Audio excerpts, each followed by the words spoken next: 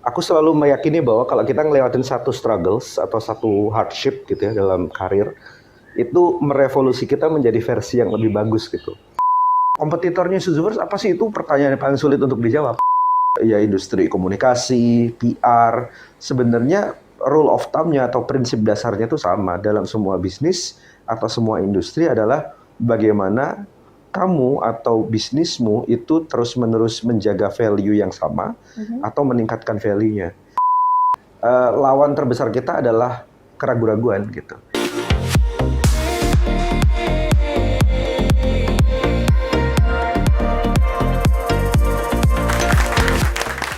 Hai Resonians, berjumpa kembali.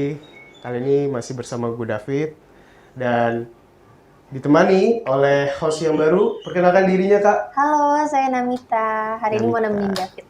Yes, yang lama lagi libur dulu, sakit. Dan hari ini kita kedatangan bintang tamu yang super spesial karena pasti akan banyak pandangan-pandangan baru. Kita kedatangan Mas Antofani Reza. Halo.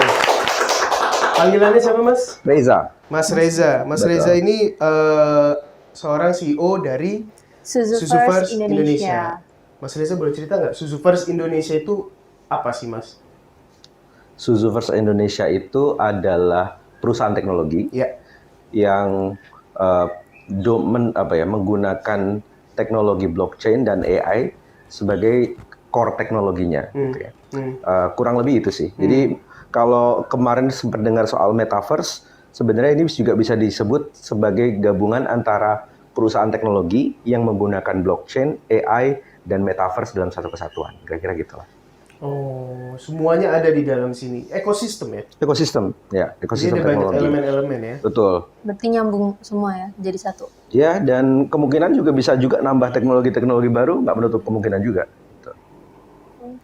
Oke. Nah, Mas Reza ini sendiri dari awal emang udah ada di industri ini dari dulu atau gimana sih, Mas? Nyemplungnya gimana tuh, Mas? Iya, gimana awalnya bisa nyemplung, Mas? Oke, kita flashback dulu kali ya. Jadi kalau berkaca pada latar belakang pendidikan, terus karir di fase awal, itu beda-beda semua. Jadi kalau latar belakang studi saya itu di ilmu sosial politik ya, lebih tepatnya hubungan internasional gitu.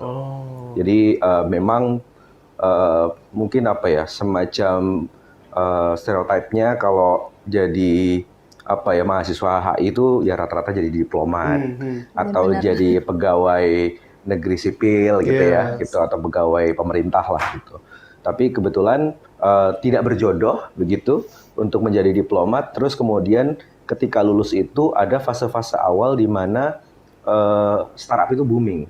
Oke. Jadi periode startup booming, dan waktu itu 2014 kalau nggak salah, pemerintahan yang baru ketika Pak Jokowi jadi presiden pertama kali, itu ada namanya moratorium. Jadi di stop untuk perekrutan diplomat sehingga nggak bisa daftar. Gitu. Ya latar belakangnya gitulah. Gitu. Oke. Jadi akhirnya dipaksa nasib untuk kemudian mencari apa ya yang sekiranya bisa jadi pilihan karir gitu. Nah di fase-fase awal, karena hobi saya itu membaca dan menulis gitu, maka saya di Jogja banyak bergaul dengan teman-teman penulis Jogja lah. Dan juga para sastrawan, budayawan Jogja gitu. Aktif ya di komunitas sana? Iya, mungkin jatuhnya seperti anak yang baru mentas gitu, terus mencoba untuk mengenali dunia gitu ya.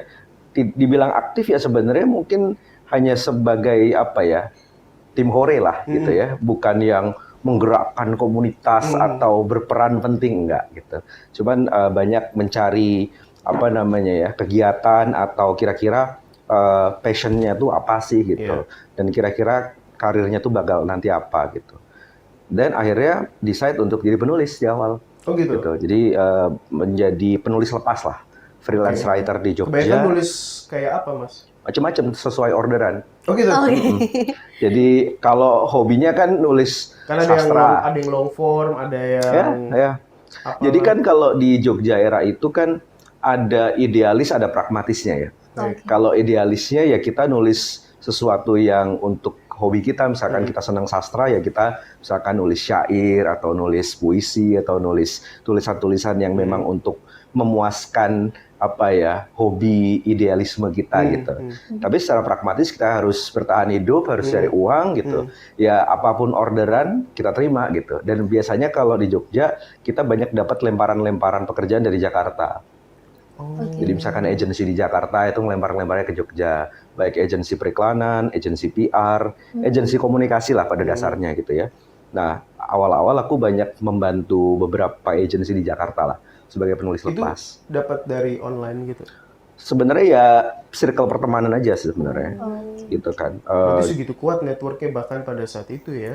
Iya, ya mungkin juga takdir dan nasib juga ya, kita juga nggak tahu gitu. Maksudnya waktu itu masih muda, nggak ngerti lah ilmu networking, nggak ngerti lah ilmu-ilmu gitu. Tapi kan. nongkrong, anak nongkrong Ya, juga. nongkrong dengan sesama penyuka apa namanya tulisan-tulisan gitu kan. Kalau diskusi-diskusi kebudayaan lah, kalau di Jogja kan banyak kan kayak gitu. Ya udah akhirnya jadi penulis, terus akhirnya nyemplung di dunia agensi di awal-awal. Jadi copywriter, content writer gitu kan. Ya mencoba untuk memahami gitu. Dan ya long story short, perjalanan menjadi orang kreatif mungkin sekitar 2 atau 3 tahun approximately gitu ya. Terus kemudian dapat mungkin ya apa ya blessing atau apa ya keberuntungan gitu ya. Dapat mungkin karena memang momentum waktu itu perusahaan teknologi itu lagi take off. Semua startup, semua perusahaan-perusahaan teknologi di luar negeri itu lagi take off lah gitu. E-commerce. Ya semuanya lagi booming lah, e-commerce. Terus perusahaan-perusahaan teknologi itu udah mulai masuk ke Indonesia tuh. Google, Alibaba dan kawan-kawannya gitu ya. Itu mulai masuk dan waktu itu akhirnya direkrut lah sama apa namanya Alibaba Group waktu itu. Jadi saya dapat 2 offer, Google Group, Alphabet dengan Alibaba gitu. Tapi berjodohnya dengan Alibaba waktu itu. Dan akhirnya disitulah ternyata yang tadinya itu berpikir kalau stereotip anak HI atau anak sosial atau anak IPS kan wah pasti nggak suka matematika, gitu. Nggak suka hitung-hitung gitu kan. Bener banget. Nah, kayak gitu kan. Nah ternyata aku menemukan adanya anomali gitu. Jadi di era bisnis internet semua itu bisa diangkakan, termasuk kreativitas, termasuk tulisan-tulisan. Jadi waktu itu mungkin belum seperti sekarang ya, udah ada istilah viral. Zaman itu kita hanya melihat seberapa banyak sih satu konten dibaca orang. Waktu itu ya mungkin patokannya ya media-media online besar ya, kayak detik.com, terus mungkin kompas.com gitu. Nah, di generasi tengah, artinya yang masih muda-muda, nggak mungkin bersaing dengan Detik, nggak mungkin bersaing sama Kompas. Makanya bikin media-media baru. Makanya dulu ada namanya istilah new media. New media. New media ini mungkin ada beberapa yang dikenal ya, kalau kayak yang apa muda banget gitu kan. Kalau zaman dulu itu zaman gua ada IDN Times, ada Hipwi, ada itu kategorinya new media itu. Itu new media. Karena penulisnya tidak melalui proses pendidikan jurnalistik seperti halnya Tempo, Kompas, dan perusahaan media besar lah. Gitu. Mereka hanya fokus pada membuat konten digital yang berpotensi untuk dibaca banyak orang di internet. Jadi beda tuh intention to write-nya. Kalau jurnalis, dia menulis berdasarkan kaidah-kaidah jurnalistik yang digembleng lah ya istilahnya gitu. Dan memang waktu itu kuatnya kan dicetak. Gitu. Nah, aku di era transisi. Gitu. Aku hidup di era itu gitu. Dan ketika di Alibaba, aku juga masuk di product team ya. Dan product team ini sebenarnya kita ada beberapa produk, ada browser, ada online news waktu itu gitu kan. Dan ada beberapa juga bisnis unit yang lain gitu. Nah, di situ akhirnya belajar tuh ternyata kalau kita nulis satu konten itu bisa disengaja agar potensi viralnya semakin tinggi. Clickbait maksudnya? Yes. Jadi sebelum era clickbait ada, Cina sudah melakukan itu semua. Tapi pakai bahasa Cina ya? Iya, jadi mereka, kenapa Cina itu booming waktu itu? Karena Cina itu censorship-nya tinggi. Sehingga banyak audiens di China itu lebih memilih alternatif media yang tidak dikontrol oleh pemerintah Cina. Sehingga dia milih konten-konten yang kayak gitu. Gitu. Tapi di US itu juga sedang muncul tuh new media kayak BuzzFeed, Iya. Iya, Vice, benar. kayak gitu-gitu. Oh. Jadi era-era itu memang era-era new media itu di dua negara adidaya itu ya, China sama Amerika tuh bener-bener lagi booming banget lah gitu. Nah, gua berada di fase itu gitu. Jadi dari kreatif terus nyemplung jadi apa ya orang yang hybrid gitu ya. Jadi tetap ada nulisnya, ada proses kreatifnya, tapi harus memperhatikan kaidah-kaidah teknis. Iya. Ya misalkan harus pakai sekian keyword. Iya. Harus pakai tren Google Trend ini. Itu kan ada matriksnya juga. Ada berarti matrix ya. ya. Ada click through rate, Iya. ada page view, kayak Iya. gitu-gitulah. Mungkin sekarang disebut semacam SEO kali ya. Dulu bahkan kalau di Alibaba ada dashboardnya sendiri. Oke. Jadi bedanya Alibaba dengan mungkin commonly perusahaan yang berbasis di US ya. Kalau di US itu acuannya adalah Google Search, Yes, betul. ya kan? Makanya ada istilah SEO. Yang mengeluarkan SEO itu kan Google pada dasarnya, Iya. ya kan? Jadi yang membuat aturan main soal SEO itu Google. Gitu. Tapi sebenarnya itu ya tidak selalu harus SEO gitu. Jadi di dalam konteks waktu itu perusahaan Cina ya mereka melihatnya bukan SEO-nya tapi bagaimana teknis distribusi konten media itu. Gitu. Jadi kayak yang tadi ya, jadi ada matriks-matriks yang dijaga lah kayak page view-nya, terus click through rate-nya gitu ya, berapa klik dari sekian dilihat gitu-gitu kan. Wah dulu waktu itu kita nggak pakai Google Analytics kan karena perusahaan Cina. Jadi gimana ngukurnya? Jadi pakai analytics-nya Alibaba sendiri, terus bahasanya bahasa Cina semua. Menarik banget tuh. Iya. Jalan ceritanya seru. Jadi kalau mau sukses mungkin bisa dimulai salah satu alternatifnya dengan menulis. Menulis membantu lah. Tapi di luar dari menulis sebenarnya membaca juga salah satu cara untuk bisa menuangkan sebuah tulisan kan sih. Iya, Iya benar. itu siklus yang nyambung sih sebenarnya gitu. Kayak ya darah juga ya, kadang-kadang ada yang didonor, jadi kita kan badan produksi darah baru ya. Dan menulis juga sama, jadi kita dapat wawasan baru, dapat informasi baru, kebuka pikirannya dan kita buahkan lagi gagasan-gagasan baru ya Mas. Betul. Mau itu ide buat pribadi, buat hidup ataupun mungkin buat perusahaan yang di-manage. Yes.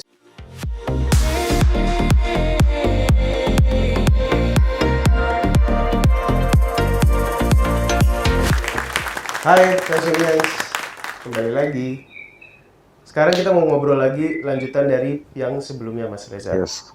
Kalau tadi kita udah cerita gimana Mas Reza itu dari Susuverse itu sendiri dan awal langkahnya seperti apa.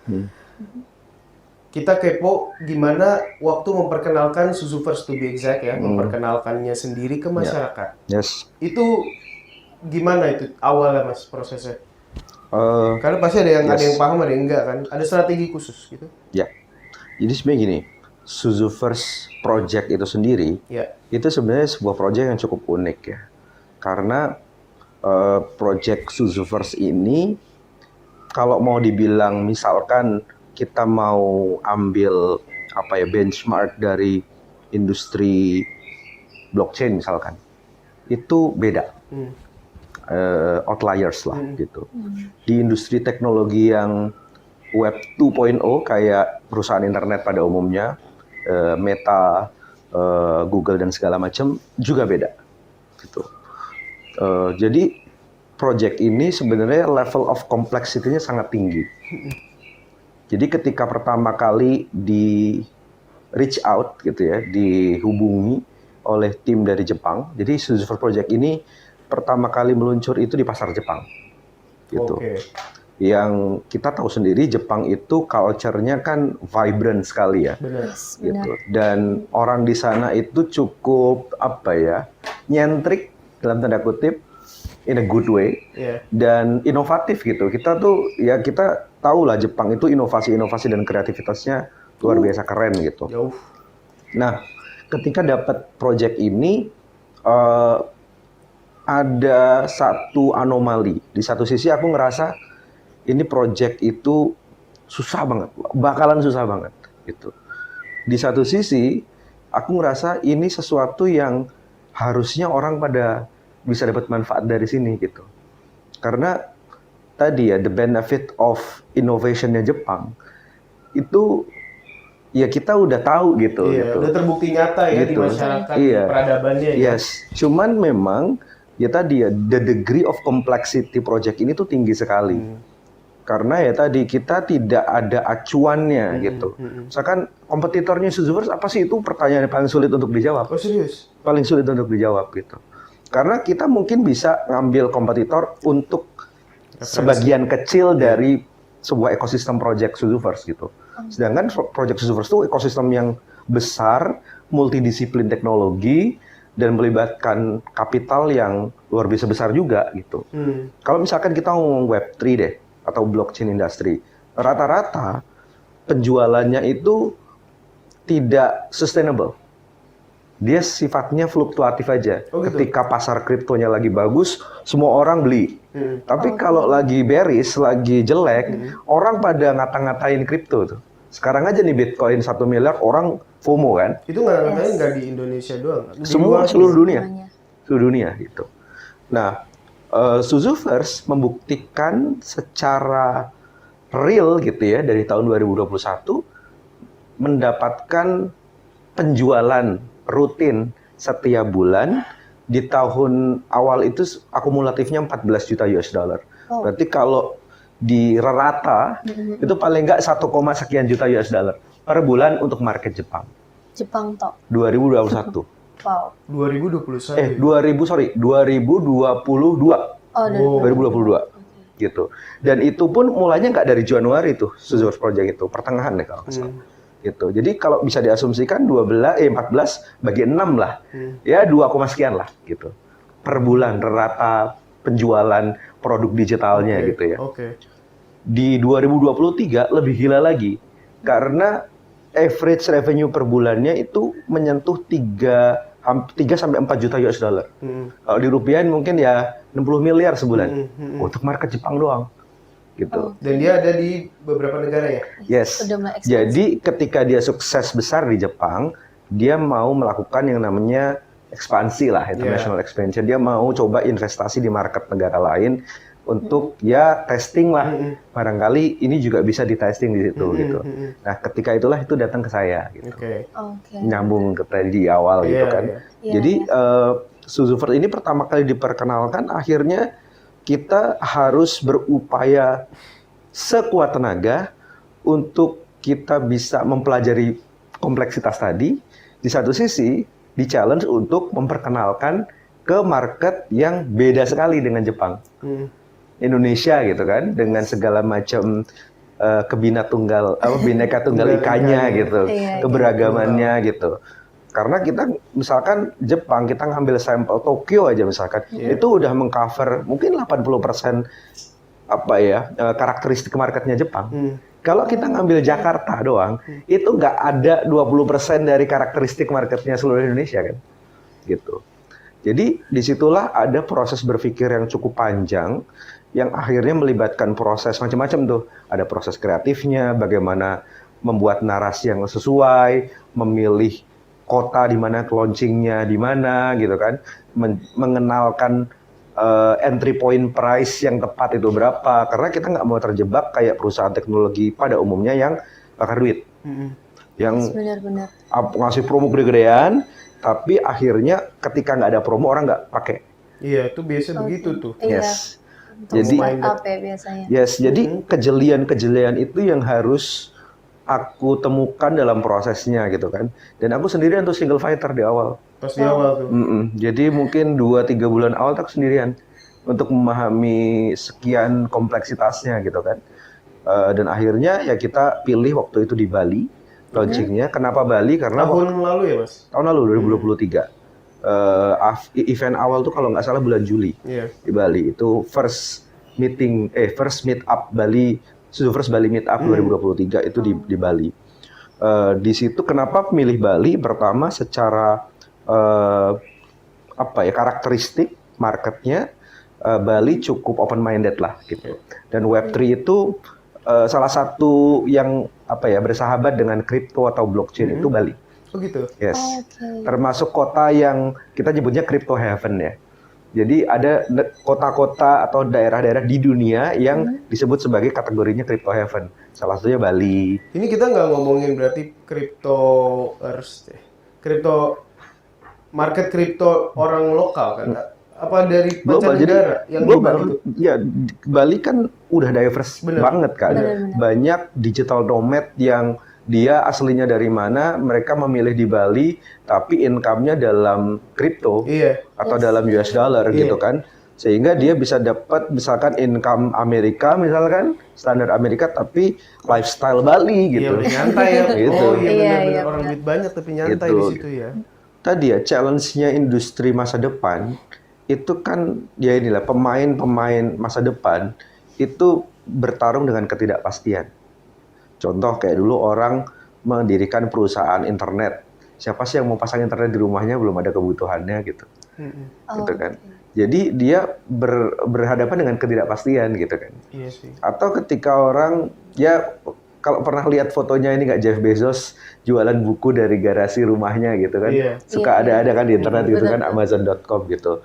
Orang tuh ngatain Bezos orang gila gitu. Ngapain sih kamu lulusan universitas bagus gitu kan, terus dapat pekerjaan juga gaji tinggi, kenapa kemudian resign terus bikin startup jualan buku dari gudang dikirim online gitu. Tapi lihatlah sekarang dia menjadi salah satu orang terkaya di dunia gitu. Gitu.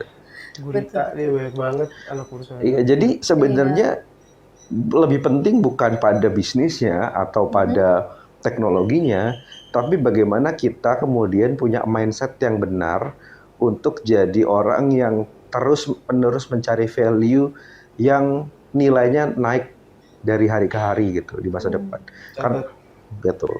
Karena misalkan contoh beberapa industri itu kan sunset ya, decreasing karena dia nggak bisa mempertahankan value-nya atau meningkatkan value-nya. Media industri contohnya, ya kan? Iya. TV misalkan, Iya. gitu kan. Iya, benar. Mereka tidak cukup inovatif enough gitu ya, atau mau mengambil resiko untuk mengambil kuota kesalahan tadi. Iya. Kalau perusahaan-perusahaan yang inovatif, mereka tidak takut salah gitu. Salah tinggal diperbaiki aja gitu. Kalau perusahaan-perusahaan established, mereka no error pasti kan. Iya, benar. Approval-nya berlapis, pokoknya jangan sampai kamu bikin kesalahan gitu. Iya. Tapi justru itu kontraproduktif terhadap perkembangan zamannya gitu. Itu jadi kalau bercerita soal ya industri komunikasi, PR, sebenarnya rule of thumb-nya atau prinsip dasarnya itu sama dalam semua bisnis atau semua industri adalah bagaimana kamu atau bisnismu itu terus-menerus menjaga value yang sama atau meningkatkan value-nya. Karena once value itu turun, it will go faster than you can imagine. Iya Oh kayaknya iya, gitu sih. benar sih. Tiba-tiba gone aja. Iya, Gitu. bisa secepat itu. Gitu. Sibuk menyesuaikan sama apa ya istilahnya mungkin value yang udah dipelihara Iya. sama budaya perusahaan, tahu-tahu kayak di sini sebenarnya udah mau makan nih era baru ini, udah deh. Ya. Kok nggak ada nih market gua lagi gitu ya. Ya, banyak cerita-cerita kan Nokia Iya. ya dengan apa namanya Nokia phone-nya BlackBerry, Blackberry sih ya ya. kan? Yahoo Iya, gitu. benar, Beberapa benar. perusahaan-perusahaan yang sempat jadi raja di eranya, kemudian dia tidak cukup sadar akan arus Iya. inovasi, arus perkembangan gitu. Dan perusahaan komunikasi sih sebenarnya juga gitu ya. Kalau yang sekilas dilihat ya, maksudnya ada satu eranya di mana tiba-tiba dadakan semua bikin jasa tambahan sosial media misalnya Iya, begitu. Betul. Padahal sebenarnya itu udah dari kemarin-kemarin ya. Yes, betul. Tapi kalau sekarang kan teknologi berarti ada AI ya.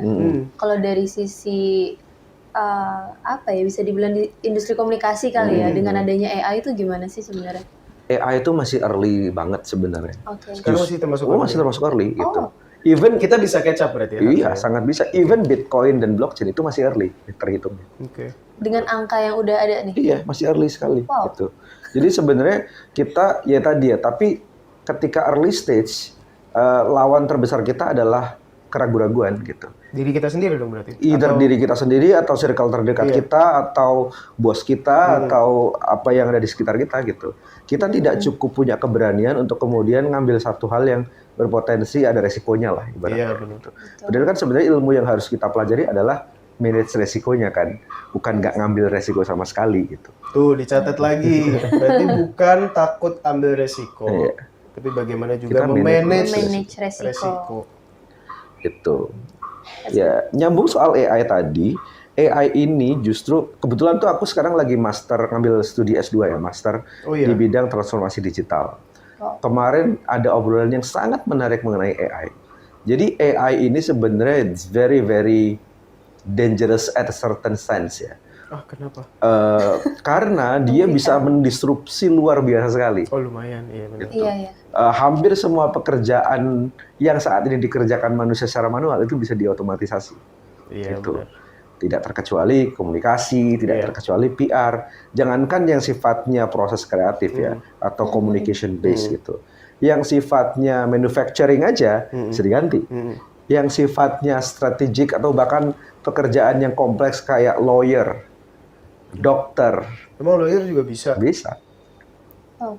Ini ada hakim online gitu. Enggak, jadi misalkan kau apa sih jasa legal support misalkan aku mau dokumen ya? iya, jadi untuk menemukan celah daripada satu case Yes. kan AI bisa bantuin. Betul, betul. Karena semuanya on paper kan. Iya, gitu. Iya sih.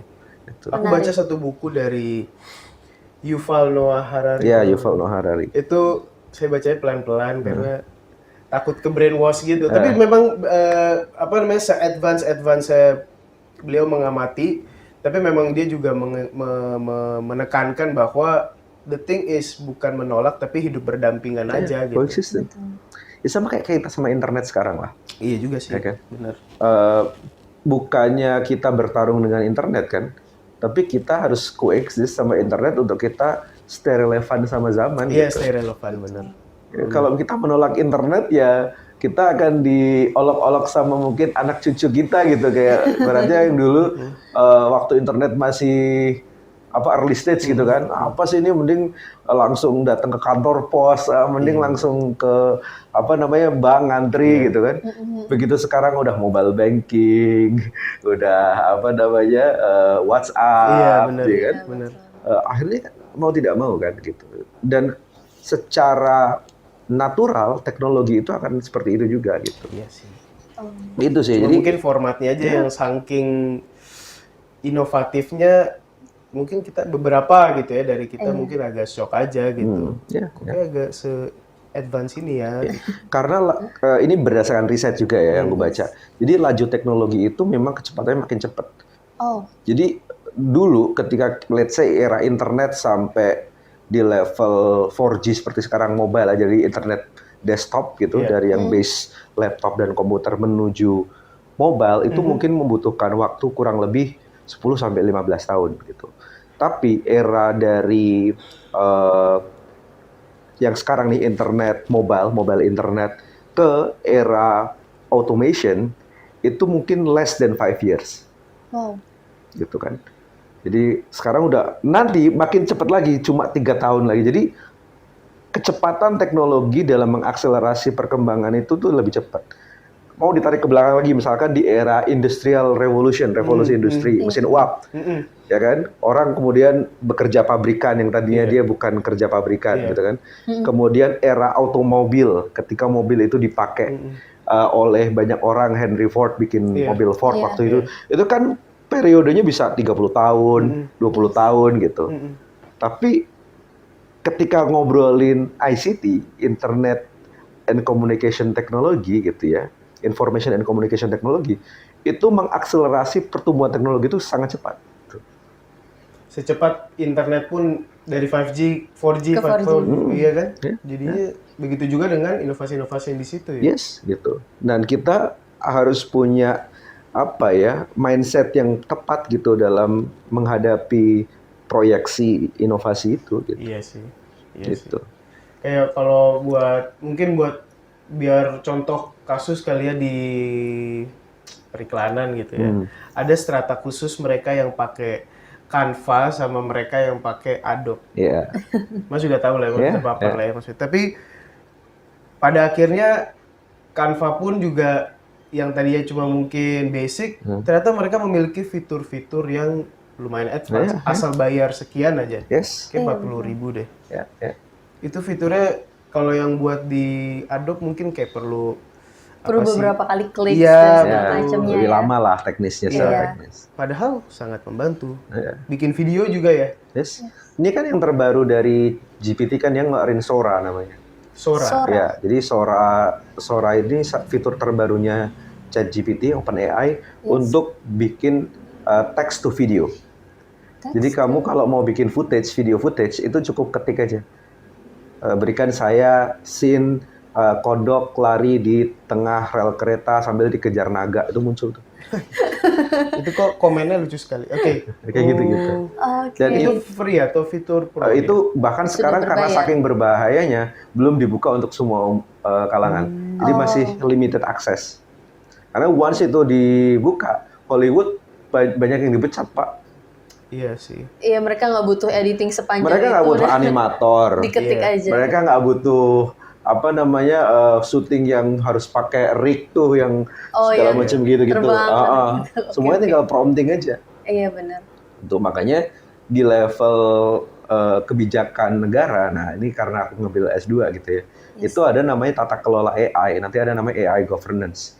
Jadi perusahaan dan pemerintah dan organisasi internasional nanti bikin kesepakatan bahwa ada aturan main lah, nggak boleh seenak-enaknya nih AI, karena ini bisa memicu kesenjangan. Karena apa? Misalkan contoh pengembang AI rata-rata itu negara maju. Iya. Oke. Sehingga dan mayoritas penggunanya itu negara berkembang. Iya. Dan negara berkembang butuh sekian tahun untuk bisa nyaingin AI negara maju. Nah, disparitas itu yang akan memperbesar jarak antara negara maju sama negara berkembang. Oh, oke. Jadi yang akan diatur adalah Ya akan ada Penggunaan. namanya semacam Penggunaannya. digital slavery. Oh, Ada perbudakan digital akhirnya.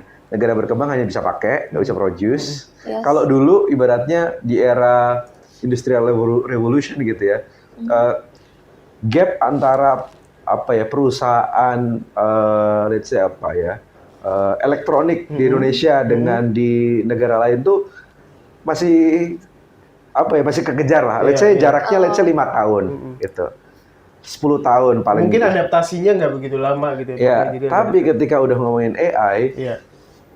AI itu kan base-nya large language model. Aduh, ada lagi. Large language model. LLM. LLM. Ya, LLM itu artinya AI itu dilatih dengan input data yang sangat besar. Oke.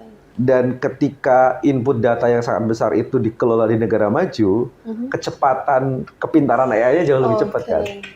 Iya, iya. Di sini baru mau bikin AI yang bisa merangkak ibaratnya.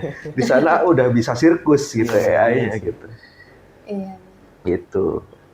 Wow, berarti semua pun juga harus stay relevan ya sama hal itu. Jangan terlalu ditutup-tutupin juga ya. Iya, ya. Karena itu realitanya, maksudnya di masa depan pun akan segitu cepatnya gitu. Yes. Paling tepat adalah kita memelihara curiosity yang sehat gitu. Curiosity yang sehat. Catat, nomor 3, curiosity yang sehat. Jadi kita tuh harus terus penasaran, seperti halnya anak kecil kan penasaran dengan banyak hal, tapi penasarannya itu yang sehat gitu. Iya. Jangan yang nggak sehat, artinya tuh ke hal-hal yang kontraproduktif atau bahkan ke arah yang kriminal atau violence gitu, jangan sampai gitu kan. Jadi ketika ada teknologi baru, kita patut curious gitu. Iya.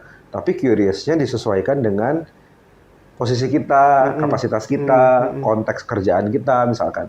Sehingga kita bisa memilih dosis yang tepat. Karena kita itu di era keberlimpahan gitu, di era of abundance sekarang kan orang bilang.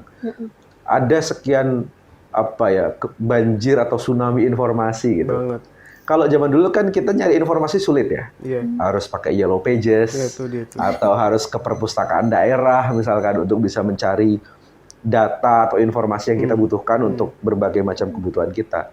Dulu mungkin TV gitu acuannya gitu kan. TV-nya pun juga ada jamnya. Yes, radio gitu kan. Tapi begitu era internet yang nyala 24 jam itu menghilangkan batasan-batasan yang orang dimanapun, kapanpun bisa mengakses informasi yang makin lama makin banyak, makin overload gitu. Nah, kalau kita nggak punya kemampuan atau dia memilih konten, memilih informasi yang tepat, yang sehat untuk kita, ya kita jadi keracunan informasi gitu. Iya sih. Nah, kalau soal si AI, balik lagi ya Mas. Kalau misalnya saat ini Suzuverse itu sendiri sudah let's say kasih paham gitu ya, misinya untuk ngasih tahu lagi ke core-nya audiens mereka bahwa fondasi gaya hidup itu sebenarnya jalan sehat, ya gitu kan. Iya. Kalau buat yang belum paham, entry point-nya tuh gimana Mas Reza? Sebenarnya sesimpel gini sih, Suzuverse itu berputar narasinya atau balik lagi narasinya ke narasi soal kesehatan, healthy gitu ya, dan kemakmuran atau kekayaan, wealthy gitu. Kenapa? Karena kalau kita banyak duit tapi nggak sehat juga nggak asik gitu kan. Tapi sehat doang nggak punya duit juga nggak asik gitu kan. Betul. Jadi kita harus mempertimbangkan dua aspek tersebut agar tetap berjalan beriringan lah, sama-sama sehat, sama-sama punya duit kan enak, bahagia lah gitu. Ujungnya sebenarnya freedom gitu. Kita punya kebebasan memilih, kebebasan mengambil keputusan gitu. Karena kita sehat, artinya badannya itu bisa dipakai untuk berkegiatan apapun gitu. Di satu sisi punya kapasitas keuangan untuk kita ngambil keputusan apapun gitu. Mau beli, mau traveling, mau apa gitu.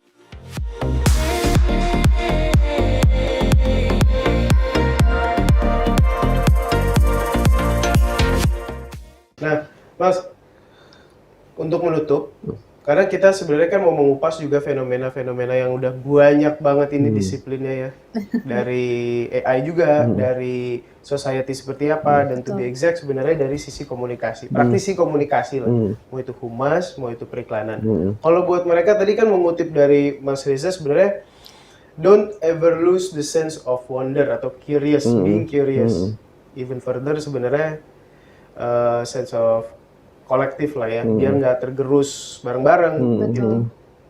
Mas ada tips lagi nggak buat mereka yang mungkin belum paham ataupun bersiap-siap lah for what's to come gitu? Ada tipsnya nggak sih? Jadi sebenarnya tadi ya, kita itu harus tidak berhenti untuk belajar sesuatu yang baru atau stay curious gitu kan. Karena apa yang kita tahu, ini fun fact juga aku kemarin dapat satu video potongan di Instagram. Jadi di Singapura itu pemerintahnya lagi bikin satu kebijakan untuk ngasih subsidi kuliah lagi untuk citizennya yang usianya di atas 40 tahun agar dia bisa keep up sama teknologi terbaru. Oke. Terus kalau misalnya di Singapura mereka kerjanya di airport mau ngapain lagi? Jadi contoh, mereka itu dikasih tahu AI itu apa, blockchain itu apa, internet itu apa, digital marketing itu apa gitu kan. Jadi biar mereka tahu keseluruhan ini tuh lagi terjadi shifting loh. Zaman itu tuh lagi bergeser loh gitu. Orang yang usianya 40 tahun di Singapura nggak bisa pakai knowledge ketika dia usia 20 tahun untuk assess apa yang terjadi sekarang. Sama dengan pertanyaan tadi. Pertanyaan tadi kan gimana sih tips untuk misalkan praktisi komunikasi atau praktisi perhumasan untuk bisa relevan gitu. Stay relevan. Pertama, dia tidak boleh menggunakan acuan yang dia percaya 10, 20, 30 tahun yang lagi untuk menilai apa yang terjadi hari ini. Gitu. Bukan artinya yang past knowledge itu nggak berguna, bukan. Tapi kita harus punya fleksibilitas atau bahkan ekstrimnya adalah humility, kerendahan hati untuk mengabsorb semuanya gitu ya. Baik past knowledge tadi dengan new trend atau new innovation di bidang yang berkaitan gitu ya dengan industri komunikasi dan perhumasan untuk kemudian akhirnya dia menemukan formulanya tuh untuk bisa akhirnya fit in dengan zaman, dengan kue ekonomi yang sekarang mau ada gitu. Nah, ya kira-kira gitulah. Oke. Pondre, make you jadi mikir lebih dalam kan akhirnya. Kita mau menutup jadi mikir dalam.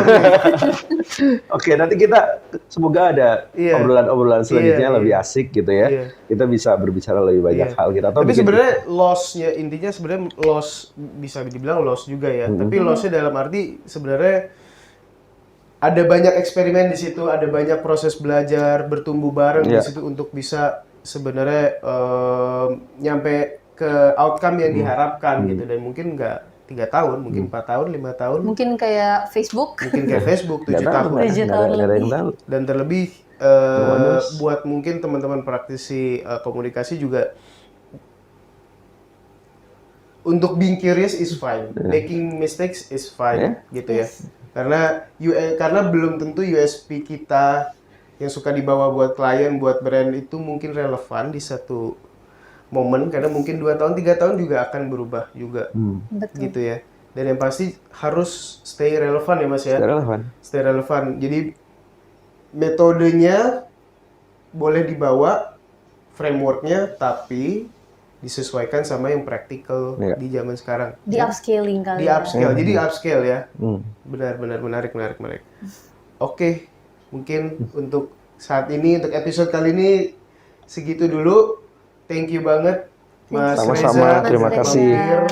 Terima kasih David. Buka Cakrawala. Terima kasih Namita. Thank Bikin kita jadi mikir lagi juga. Iya, kita mau Banyak yang nutup bisa mikirnya, abis ini kita mikir dulu baru pulang. So, Oke.